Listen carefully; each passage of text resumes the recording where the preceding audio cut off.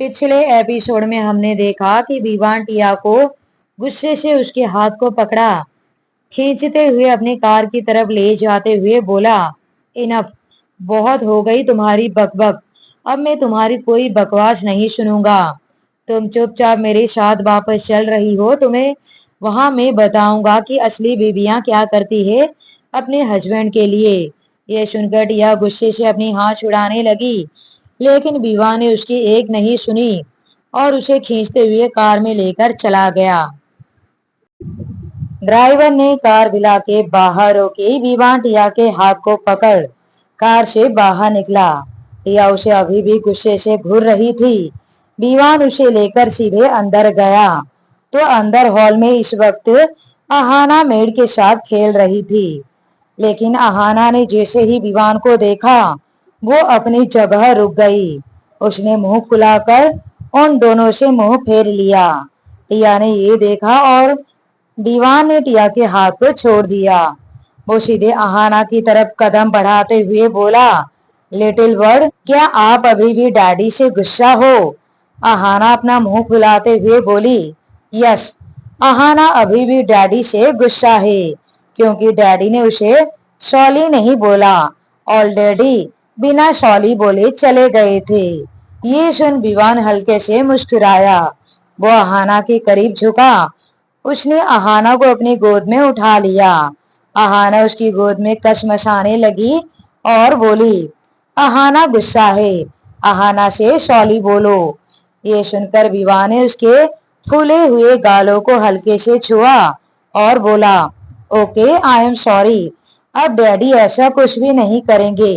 वो आपको छोड़कर कहीं नहीं जाएंगे। ये सुनकर अहाना ने मुंह फुलाते हुए कहा, आप प्रॉमिस करते हो? ये सुन विवान हल्के से मुस्कुराते हुए बोला, मेरा कहना ही मेरे प्रॉमिस के बराबर होता है लिटिल वर्ड। बट फिर भी अगर आप चाहते हो कि मैं प्रॉमिस करूं आपसे, सो आई प्रॉमिस, मैं अब आपको कहीं छोड़कर नहीं जाऊंगा। ये कहते हुए विवान ने उसके गाल पर किस किया और ये सुनते ही अहाना एक्साइटेड हो गई और वो विवान के गर्दन से लिपटते हुए बोली, ओके डैडी, अब अहाना आपसे नाराज नहीं है। विवान ने फिर से टिया को देखा, जो उन दोनों को ही मुंह बनाते हुए देखे जा रही थी। उसे देखकर विवान अपनी भौहें चढ़ाते हुए बोला, क्या तुम भी मुझसे नाराज हो? ये सुनकर टिया ने मुंह फुलाया और विवान से मुंह फेरते हुए बोली, मैं कौन होती हूँ आपसे नाराज होने वाली? ये सुन विवान उसे घूरने लगा। वहीं अहाना ने भी टिया को देखा। वो धीरे से विवान के कान में बोली, डैडी, मुझे लगता है कि मम्मा भी नाराज है। आप मम्मा से भी सॉरी बोलिए। ये सुनकर विवान ने अपनी भौहें चढ़ाते हुए बोला, मैं इससे माफी नहीं मांगूंगा। ये सुन अहाना ने पाउट करके कहा, अगर आप उनसे सॉरी नहीं बोलोगे तो वो भी आपसे इसी तरह नाराज रहेगी। इसलिए जैसे आपने मुझे सॉरी बोलकर किसी किया है, उसी तरह आप मम्मा को भी सॉरी बोलकर किसी कर लो तो मम्मा नाराज नहीं होगी। टिया के कानों में अहाना की आवाज गई।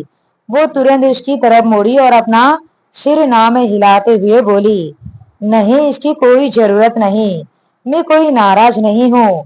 तभी विवान के चेहरे पर एक शैतानी मुस्कुराहट आ गई। वो अहाना को अपनी गोद से नीचे उतारते हुए बोला, you are right little world, मुझे भी आपके मम्मा को इसी तरह सॉरी बोल के किसी करना चाहिए, तभी वो मुझसे नाराज नहीं होगी।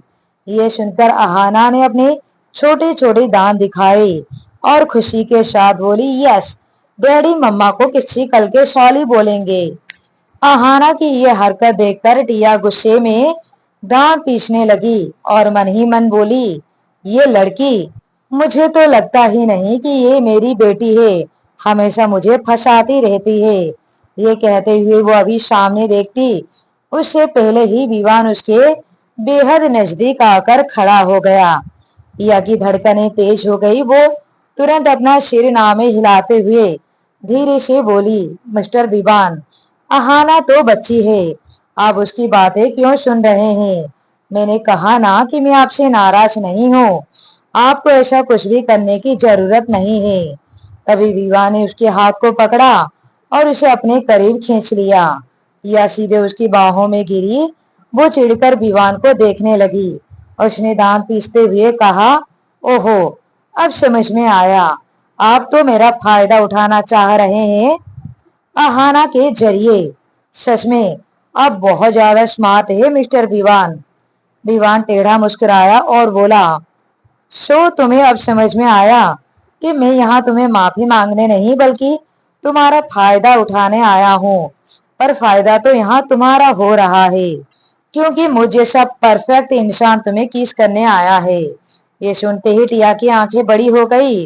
वो चिढ़ते हुए बोली, आपके सिर से ये सेल्फ ऑब्जेक्शन का भूत कब उतरने वाला है।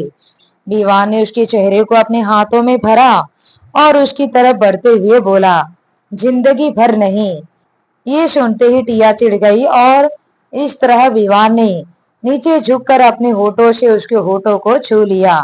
टिया की आंखें बड़ी हो गई। उसकी नजर तुरंत आहाना और मेड पर गई जो आंखें फाड़े उन्हें देख रहे थे। दूसरे ही पल टिया ने विवान को खुद से दूर किया और वहां से अंदर रूम की तरफ जाते हुए बोली, मिस्टर विवान, आहाना ने आपको गाल पर किस करने के लिए कहा था लेकिन आप तो एक नंबर के बेशर्म निकले। ये कहते हुए वो अपने कमरे की तरफ चली गई। विवान उसे जाते हुए देखकर तिरछा मुस्कुराया। वहीं आहाना जोर से ताली बजाते हुए बोली, मैड आंटी, मैंने आपसे कहा था ना, मम्मा ऑलरेडी इसी तरह किस्सी करते लेते हैं। ये सुनकर विवान के भौहें चढ़ गई।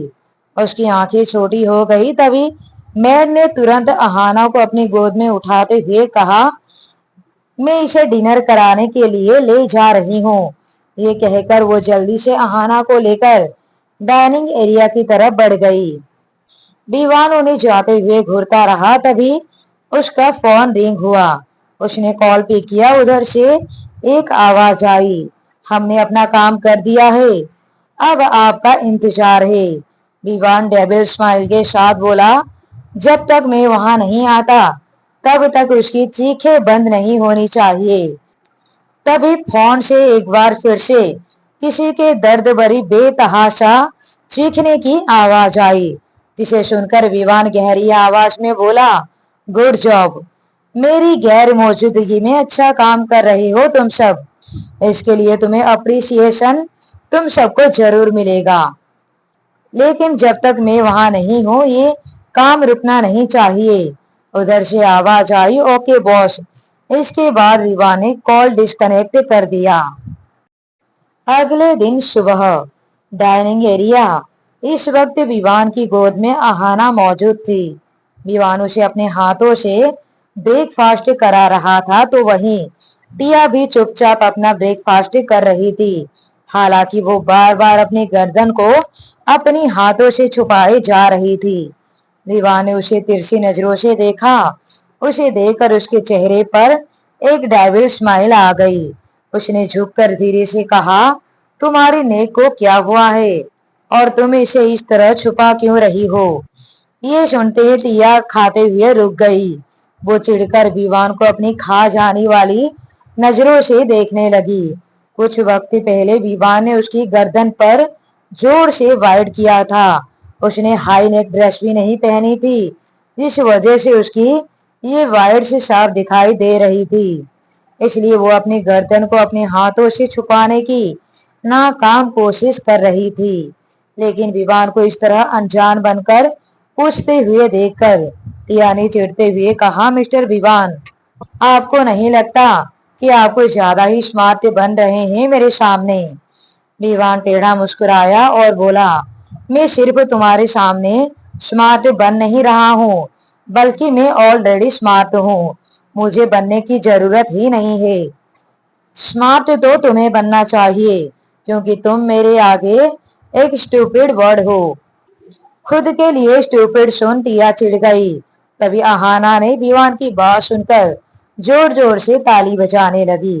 अपनी बेटी को ऐसा करते हुए देखकर टिया और भी ज्यादा चिढ़ गई। वो खुन्नस के साथ अपनी जगह से उठते हुए बोली, इनफ, आप दोनों ने मुझे हद से ज्यादा परेशान करके रख दिया है। दोनों एक दूसरे के साथ हाँ में हाँ ऐसे मिलाते हैं जैसे मैं ही बेवकूफ हूँ। मुझे आप दोनों के साथ ब्रेकफास्ट करना ही नहीं। ये कह वो लिविंग एरिया की तरफ बढ़ गई। टिया जब लिविंग एरिया में आई तो इस वक्त डोरबेल बजी। डोरबेल की आवाज सुनकर वो सीधे डोर की तरफ बढ़ गई, लेकिन जैसे ही डोर खोला सामने मौजूद इंसान को देखकर वो हैरान रह गई, थोड़ी सी हड़बड़ा गई। सामने खड़े कौशल्या जी और धनंजय जी टिया को घुरे जा रहे थे। तभी कौशल्या जी अंदर आते हुए बोली, अच्छा तो तुम मेरे पोते के साथ एक घर में रहने लगी हो। टिया ने तुरंत अपने कदम पीछे ले लिए और हिचकिचाते हुए बोली, हेलो मिसेज खुराना। तभी कौशल्या जी ने कहा, इतने फॉर्मल तरीके से ग्रेट करना बंद करो। हमें भी पता है कि तुम विवान की बीवी हो। वो जैसे मुझे दादी कहता है तुम भी कह सकती हो। ये सुनकर टिया हैरान हो गई। तभी विवान अहाना को गोद में लिए लिविंग एरिया की तरफ आया। उसी वक्त कौशल्या जी ने कहा, विवान कल से हम तुम्हारे पास फोन कर रहे हैं। तुमने एक बार भी हमारा फोन उठाना जरूरी नहीं समझा और तुम यहाँ अपने बेबी और बेटी के साथ खुशी से रह रहे हो। आहाना कौशल्या जी की गुस्से भरी आवाज को सुनकर सहम गई। उसने तुरंत विवान के सीने में अपना छोटा सा सिर घुसा दिया। विवान ने ये देखकर अपने दांत भींचते हुए बोला, दादी क्या आप अपनी आवाज थोड़ा नीचे करेंगी? मेरी बेटी आपसे डर रही है। ये सुनते ही कौशल्या जी हैरान हो गई और बोली, विवान तुम अपनी बेटी के लिए मुझसे इस तरह से बात करोगे? मुझे तुमसे ऐसी उम्मीद नहीं थी। विवान बिना किसी भाव के बोला, आप यहाँ किस लिए आए हैं? सिर्फ काम बताइए। तभी धनंजय जी ने कठोर आवाज में कहा, विवान बड़े हैं हम तुमसे, तुम हमसे इस तरह से बात नहीं कर सकते। हमने तुम्हें घर बुलाया था पर तुम वहां भी नहीं आए, इसलिए हमें तुमसे बात करने के लिए सीधा यहीं आना पड़ा। क्या अब तुम हमें बैठने के लिए भी नहीं कहोगे? विवान ने इसका कोई जवाब नहीं दिया। टिया देख सकती थी कि विवान अपने परिवार वालों के लिए कितना ज्यादा रूड था। टिया ने फिर खुद ही उन्हें सोफे की तरफ इशारा करते हुए जल्दी से कहा, प्लीज बैठिए ना, मैं अभी आप लोगों के लिए चाय नाश्ता लेकर आती हूँ। ये कहकर वो तुरंत वहां से किचन एरिया की तरफ जाने लगी, लेकिन तभी कौशल्या जी ने उसे रोकते हुए कहा, हम किसी गैर के हाथों से कुछ खाते पीते नहीं है, इसलिए तुम्हें इसकी कोई जरूरत नहीं। ये सुनते ही टिया के कदम रुक गए। वो चुपचाप विवान की तरफ देखने लगी। तभी विवान ने बिना इमोशन के जवाब दिया, वो कोई गैर नहीं, खुराना खानदान की बहू है, मेरी बीवी है। अगर आप उसके हाथ का नहीं खा सकती तो आप इस घर में आ भी नहीं सकती, इसलिए जल्दी से जल्द आप यहाँ से चले जाइए। कौशल्या जी ये सुनकर गुस्से से विवान को बोली, विवान मुझे नहीं पता था कि तुम अपनी बीवी के आने के बाद इस तरह बदल जाओगे। मैंने तुमसे पहले ही कहा था कि एक बार तुम उसे लेकर घर आओ। हम उसे बात करना चाहते थे लेकिन तुमने मना कर दिया और अब तुम हमसे ठीक से बात भी नहीं कर रहे हो। हम यहाँ से सारी चीजें जान कर ही जाएंगे। तभी विवान ने गुस्से के साथ कहा, क्या जानना है आपको? धनंजय जी ने जवाब दिया, आखिर तुम दोनों ने कब शादी की और ये बच्ची कब आई तुम दोनों की जिंदगी में, और इतने सालों तक हमें इसके बारे में क्यों पता नहीं चला? ये सब कुछ सुनकर टिया विवान को देखने लगी। उसने मन ही मन सोचा, क्या जवाब देंगे मिस्टर विवान इसका, जबकि सच तो ये है कि वो तो अहाना के डैडी है ही नहीं। ये सब सोचते हुए वो विवान को घुरे जा रही थी। तभी विवान ने अहाना के सिर पर अपना हाथ रखा और सभी की आंखों में देखते हुए बोला, 5 साल पहले कॉलेज में हम दोनों मिले थे, फिर कुछ प्रॉब्लम्स की वजह से ये मुझसे दूर हो गई थी और फिर 4 साल के बाद ये मेरी बेटी के साथ वापस मिली है और अब मैंने इससे शादी कर ली। इससे ज्यादा आप सबको कुछ जानने की जरूरत नहीं है। आई होप कि इतनी इंफॉर्मेशन आप सबके लिए काफी है। ये सुनकर धनंजय जी शांत हो गए। तो वहीं कौशल्या जी गौर से टिया और अहाना को घूरने लगी और फिर बोली, इसका मतलब अब जिंदगी भर तुम इसी लड़की के साथ रहोगे। तुमने अपना मन बना लिया कि यही खुराना खानदान की बहू बनेगी। ये सुनकर टिया ने झट से कहा, नहीं नहीं, ऐसी कोई बात नहीं, बल्कि मैं तो अभी वो अपनी बात पूरी करती कि उससे पहले ही विवान उसकी बात को बीच में काटते हुए बोला, बिल्कुल ऐसी ही बात है। अब ये जिंदगी भर मेरी बीवी बनकर रहेगी और खुराना खानदान की बहू। अब आपको इससे कोई भी प्रॉब्लम नहीं होगी। ये सुनकर आखिर में कौशल्या जी ने अपना सिर हिलाया और गहरी सांस लेकर बोली, विवान तुम्हें अच्छे से पता है, तुम्हारी खुशी के लिए मैं कुछ भी कर सकती हूँ। और अगर तुम्हारी खुशी इस लड़की के साथ है, इस बच्ची में है, तो यही सही। मुझे इसे अपनाने में कोई दिक्कत नहीं, लेकिन इस लड़की को देखकर मुझे नहीं लगता कि ये अभी इन सब चीजों के लिए राजी है। ये सुनकर विवान के भौहें तन गई। वो टिया को घूरने लगा। वहीं टिया ने अपना सिर हाँ में हिलाते हुए बोली, आपने बिल्कुल ठीक कहा, अभी मैं इन सब चीजों के लिए राजी नहीं हूँ, क्योंकि मिस्टर विवान ने अभी जो कुछ भी हमारे बारे में बताया वो सब कुछ झूठ है। हम दोनों के बीच ना तो कोई प्यार है, यहाँ तक कि ये बच्ची भी इनकी नहीं है। 5 साल पहले मेरे साथ एक हादसा हुआ था। मैंने किसी अनजान के साथ रात बिताई थी। ये उसी का नतीजा है और इस नाजायज बच्ची को मिस्टर विवान अपना नाम दे रहे हैं। इसके अलावा और कुछ भी नहीं। उसकी ये सारी बातें सुनकर कौशल्या जी और धनंजय जी शॉक्ड हो गए। तो वहीं विवान के एक्सप्रेशन पूरी तरह से डार्क हो गए। वो दांत पीसते हुए टिया को देखने लगा और दूसरे ही पल अपनी गुस्से भरी आवाज में बोला, उस रात तुम मेरे ही साथ थी और ये हम दोनों के प्यार की निशानी है। ये सुनते ही टिया के पैरों तले से जमीन खिसक गई। तो वहीं कौशल्या जी और धनंजय जी एक बार फिर से शॉक्ड हो गए।